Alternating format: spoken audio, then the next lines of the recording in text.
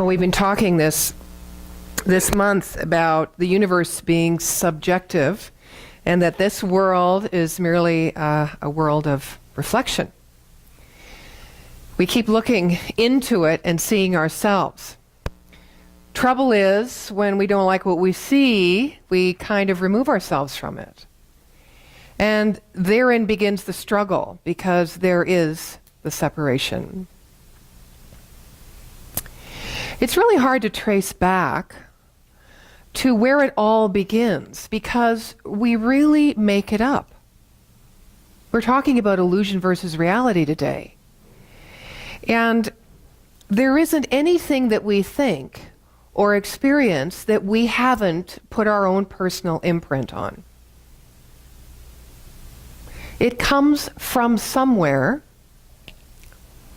and usually the deep recesses of our own mind, meaning subconscious mind, or our experience of the past.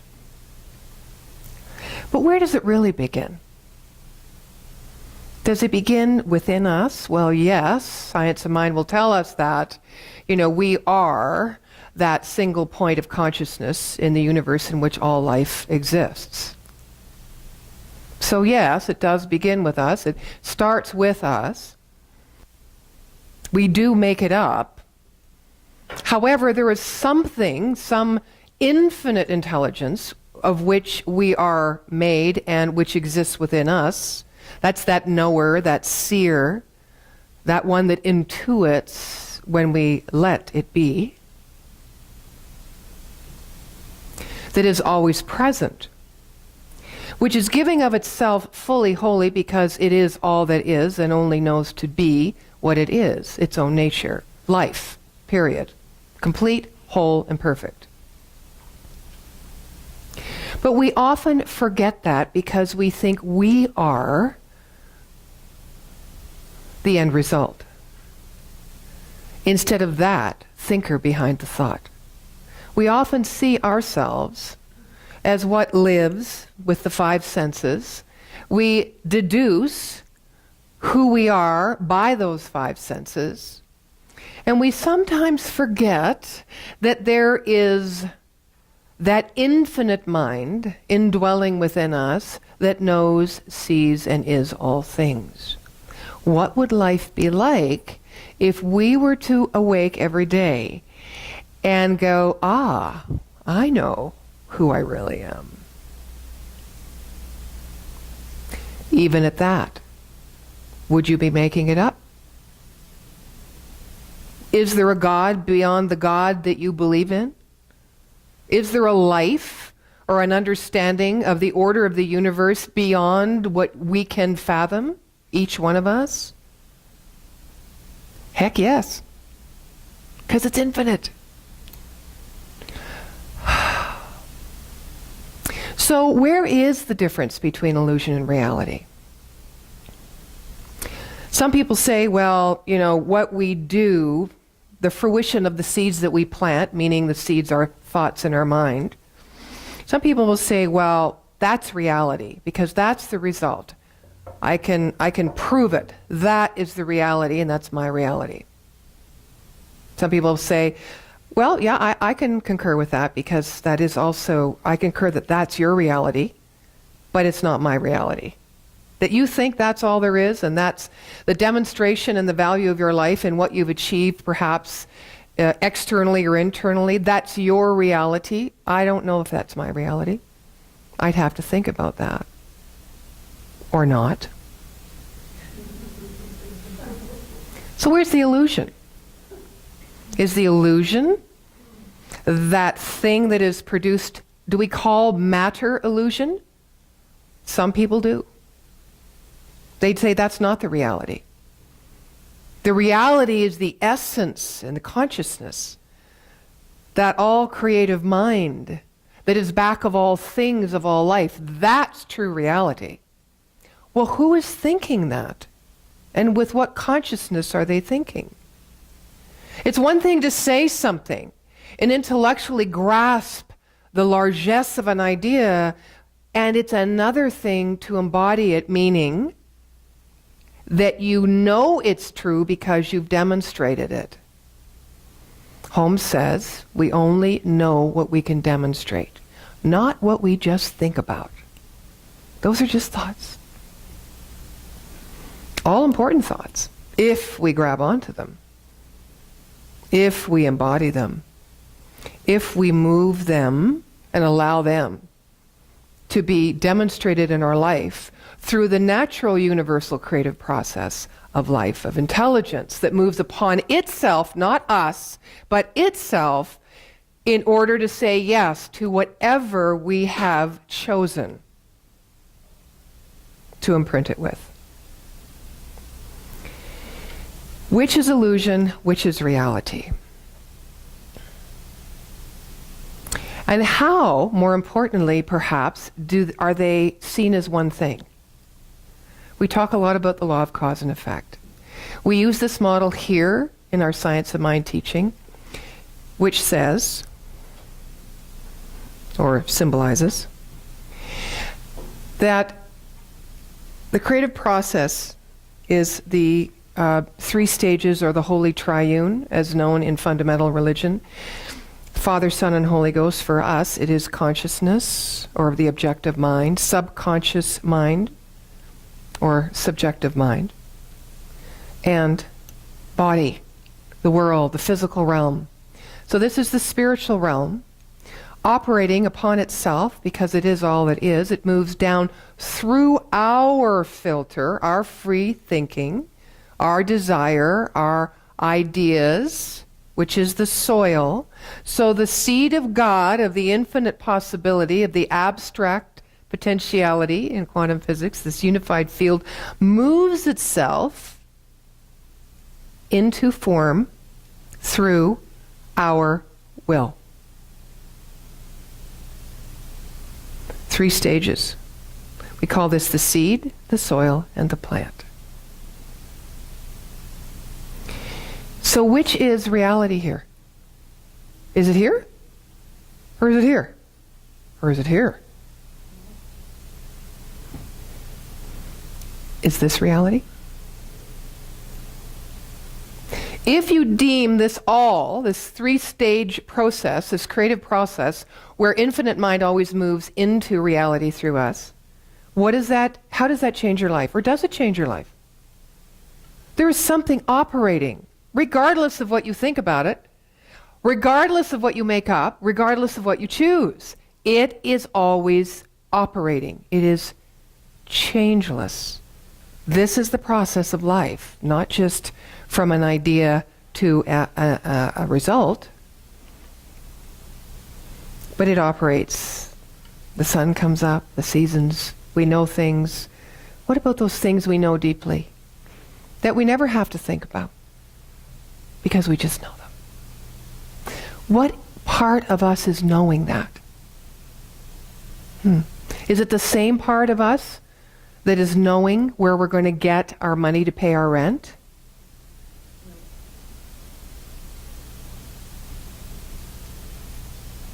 Because that part in us is always giving of itself. It's self-existent, it's whole, complete, and perfect. It needs of nothing because it is all things. That is this realm.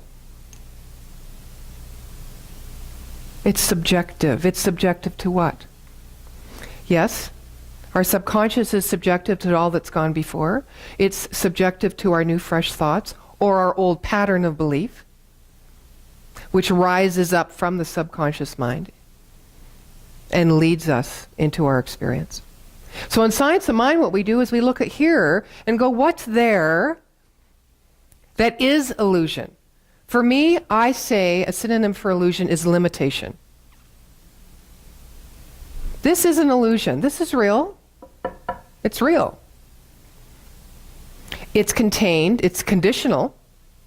And everything conditional has a life, right? In time and space. It comes, it goes. The infinite knowingness within us never comes and goes. It's always present.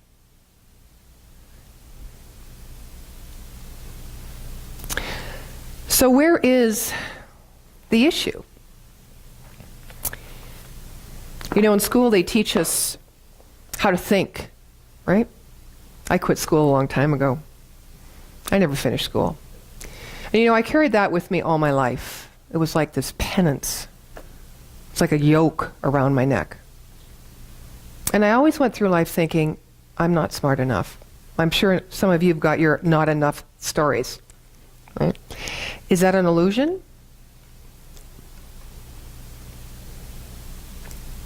Is it my reality? It is both. But it isn't all there is. In school, they teach us to think with our left brain, not our right brain. They don't teach us whole brain thinking, or I'm sure there's some schools now like Montessori that does that. But what happens is you don't get points usually in school, in regular public school, we'll just talk about that, for questioning the teacher all the time. You get points for memorizing the facts as presented and regurgitating them back in an exam. And then if you get a high mark, oh, great. You get money or wonderful things from home from your parents or special things. And that's how I got through school. I memorized everything. Did it mean anything to me? Not really. Only what interested me meant something to me. Only what I was drawn to. And it wasn't an intellectual interest. It was this whole body, something energetically happened when I was interested in a subject. And then I didn't have to study because I knew it. It might have been spoken of a little differently than the teacher would, but there was a common understanding.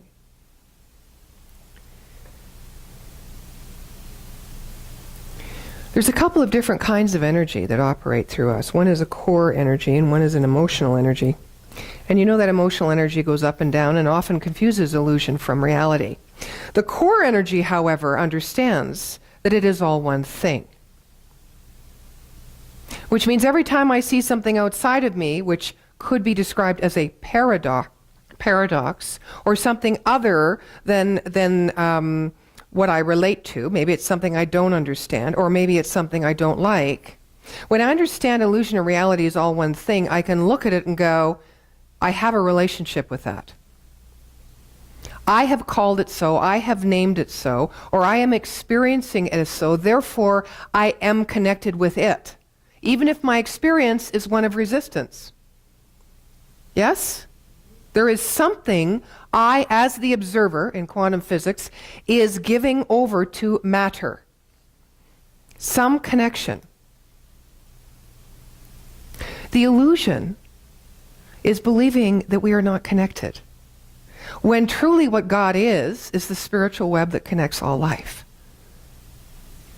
And that is us. So we are connected to all of life, whether we like it or not, resist it or not, celebrate it or not. One of the things I find on the spiritual journey, certainly in order to mask this idea of feeling not enough because I never finished school, so think of your not enough piece, was that it would be so much better if I could just get it now. If I could just be there now, like reach whatever that thing was I imagined would make me feel better and feel smarter now. I'm reading a book by Andrew Harvey called Light Upon Light, and there's inspirations from Rumi in this book. And I chose this one to share with you today. It's called Step by Step. Love, the new moon, grows slowly, stage by stage. We should progress like that deliberately, with patience. I hear the new moon whispering, impatient fool. It is only step by step you climb to the roof. Be a seasoned cook. Let the pot boil little by little. A stew cooked in mad haste tastes terrible. God could have created the universe in a second, just by issuing the simple order, be. Why then did he prolong creation over 6 days, each one of which equaled 1,000 years? Why does the formation of a child need 9 months? Gradual action is characteristic of the king. Why did the creation of Adam take 40 days? God perfected his clay by slow, perfect degrees. Not like you, crazy one, rushing everything always.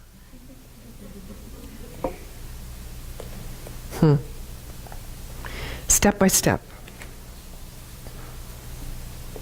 So that thing that plagues us, that often rises to the surface, when we maybe are just at the place of receiving the demonstration that we have worked so hard to create, as they say sometimes, we draw back, when we're an inch away, or we're 5 minutes away, or because we haven't prepared.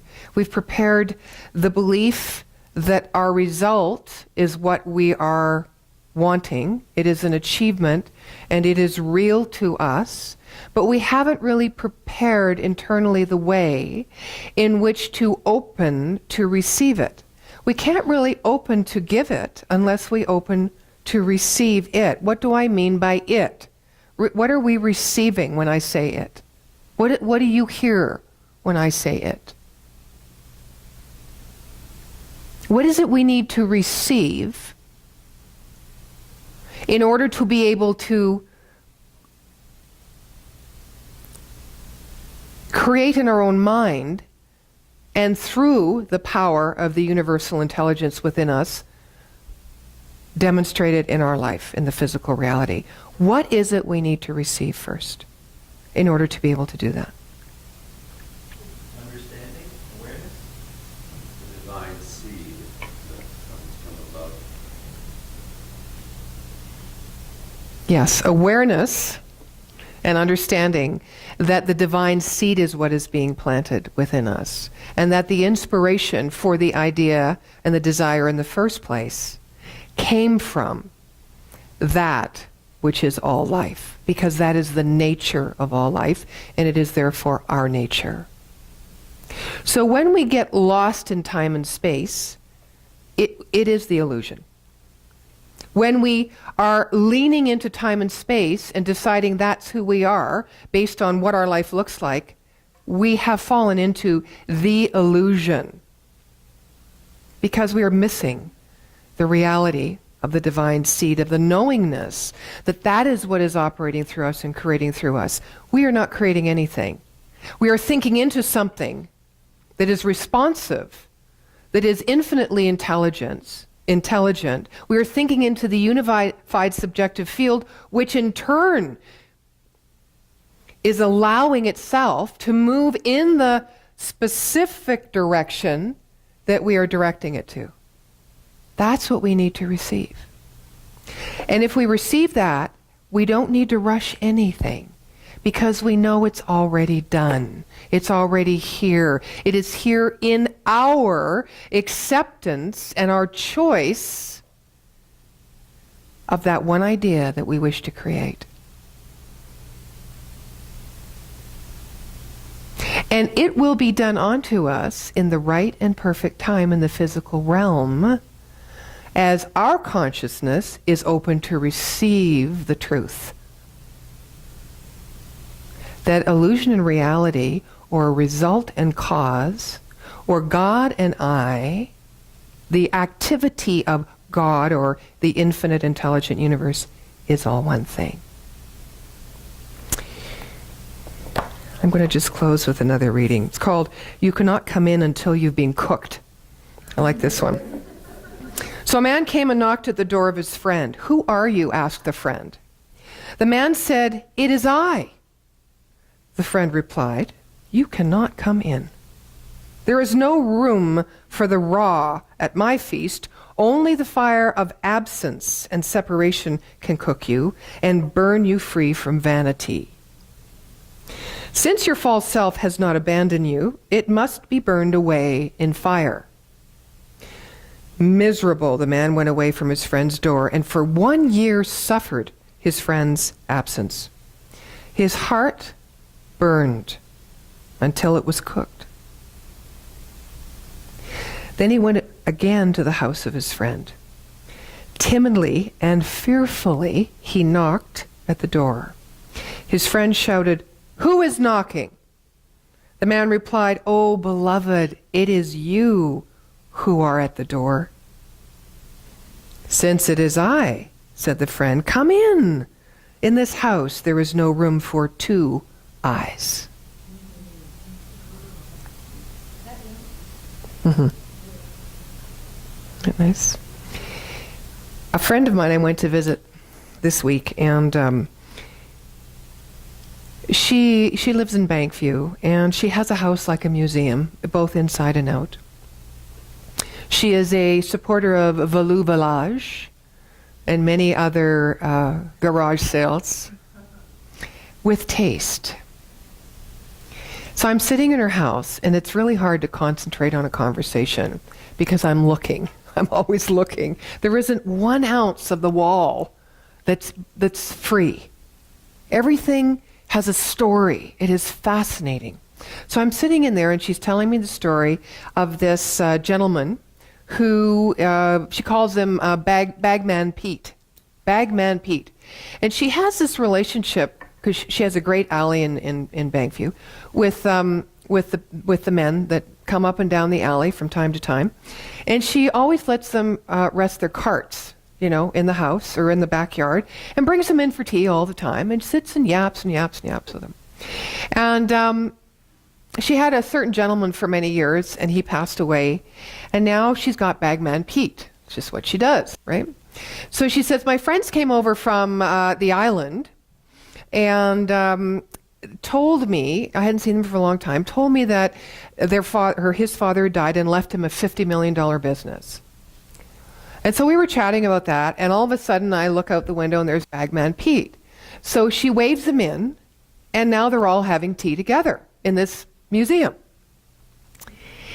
And Bagman Pete, listens to this other friend for a while, and Maureen is her name.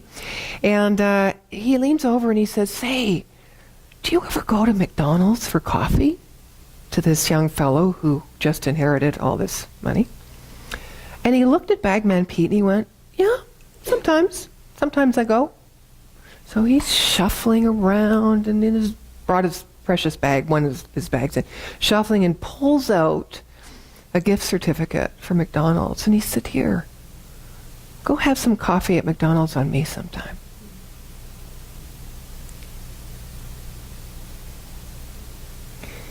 Illusion reality? Does it even matter? And so it is. Sandra.